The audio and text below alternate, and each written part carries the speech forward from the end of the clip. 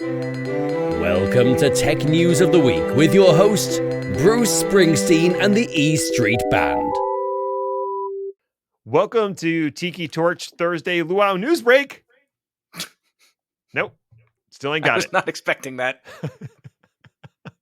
I'm Ned, and with me is Chris. And what's that smell? Woo, it's tech news garbage, of course. Let's dig in. Chris, go ahead. Local DevOps event happening soon-ish. And if you're so inclined, there's still time to apply to present. Woo. The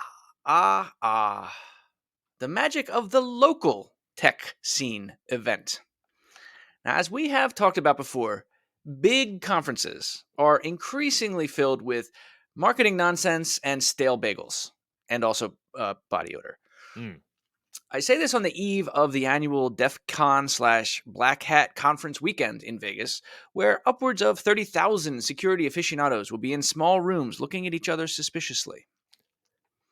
Now, as we've discussed, giant conferences are not totally worthless, but it's definitely a different vibe.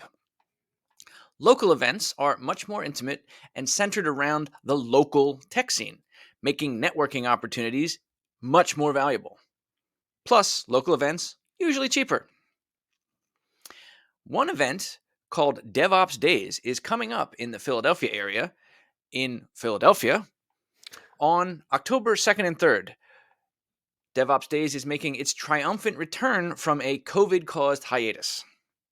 Now, even though this particular event that I'm talking about is local to Philly, versions of DevOps Days happen all over the world, so check their upcoming events calendar to find one that's closest to you. Oh, and if you're a speaker interested in DevOps and being on stage for these types of things, applications for sessions are being accepted for a few more days now. They close on August 12th. No minute like the last minute. Now get out there and iterate. I said iterate wrong. It's okay. We'll fix it in post. We won't fix it in post. The SEC demands faster breach disclosure. Cybersecurity attacks are on the rise, as clearly demonstrated by the main article in this week's Chaos Lever. The SEC wants public companies to be more transparent. Microsoft. In disclosure of breaches that have a material effect on their bottom line by requiring disclosure of the incident within 4 business days of its discovery. You note that's slightly shorter than the 1 month it took Microsoft.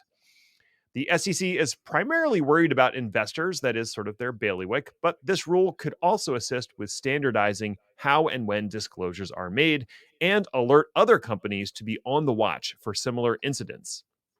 Naturally, companies are complaining that the timeline is too short, that it's outside of the SEC's purview, and that it might aid cybercriminals looking for ripe targets. I say, maybe you should spend more time securing your crap and less time complaining. I'm actually frankly shocked that so far Elon Musk hasn't come out and said this infringes on his First Amendment rights. I am scared to check Twitter to see if he has. Zoom entering the generative AI game, while also entering the appropriate your content to train their generative AI game. It's a twofer. Oh my, did Zoom have a rough Monday. First, they released a return to the office mandate, which is just the very definition of irony. No, I mean, it's cool. I checked with Alanis. I totally nailed this one.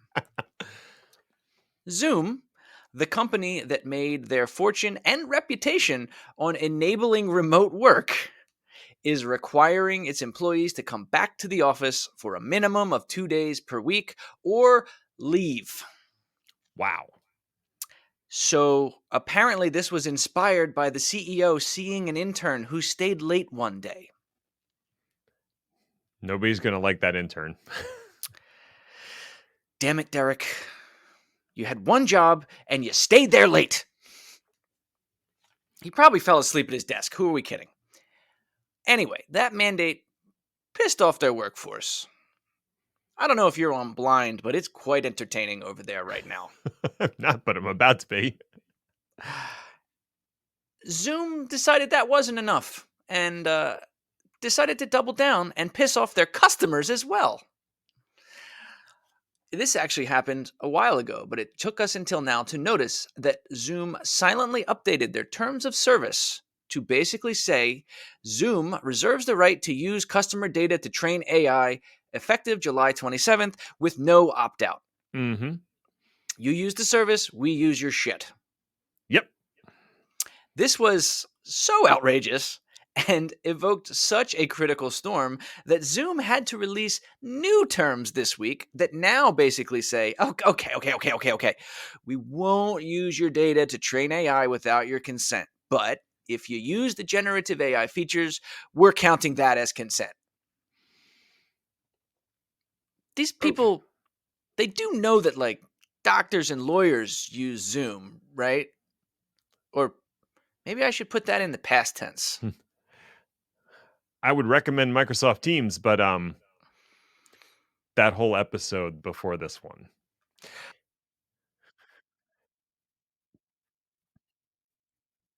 Not use customer data. So So yeah, I mean, you might be hacked, but at least your data's no, it's not safe.